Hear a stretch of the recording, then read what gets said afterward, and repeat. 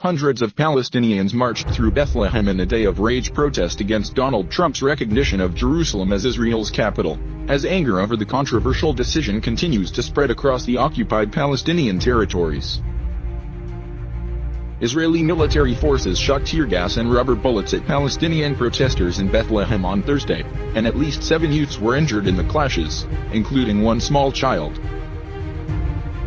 Men, women, and children participated in the march, which was among several held in the West Bank, Gaza Strip, and East Jerusalem, as well as in major cities across the region, throughout the day.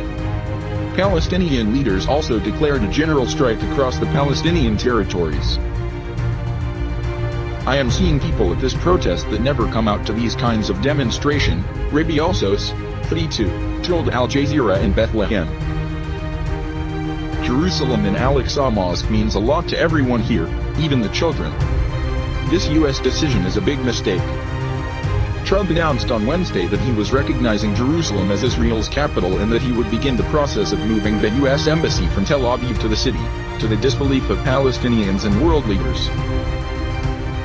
No country currently has its embassy in Jerusalem. West Jerusalem was seized by Israel during the 1948 Arab-Israeli War, when more than 750,000 Palestinians were expelled from historic Palestine, referred to by Palestinians as the Nakba catastrophe, when Israel was officially founded. Israel subsequently occupied and annexed the eastern part of the city after its military victory in the 1967 war, but its control over East Jerusalem has never been recognized by the international community. Palestinians want East Jerusalem as the capital of a future state, while Israel says the city cannot be divided. While Benjamin Netanyahu, Israel's prime minister, thanked Trump for this week's decision, Palestinian leaders declared 3 days of rage to protest the controversial move. Muntar Amira, head of the Bethlehem-based Popular Struggle Coordination Committee, told Al Jazeera that Jerusalem is a red line for Palestinians. "This decision is against international law and against our rights as Palestinians," said Amira, his eyes bloodshot red from tear gas during the protest in Bethlehem.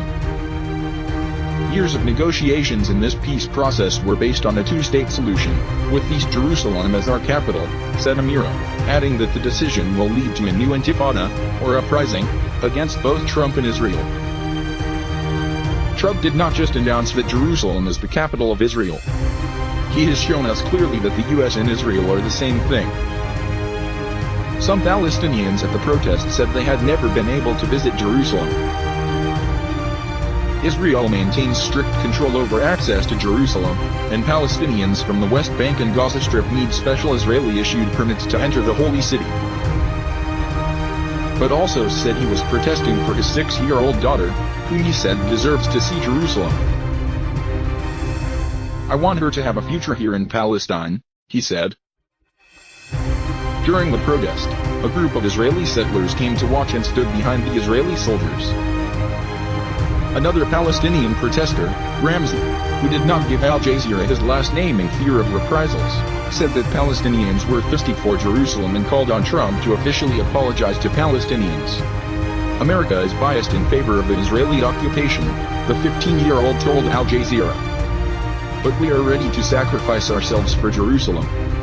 I am ready to sleep in Jerusalem's alleys until it is liberated."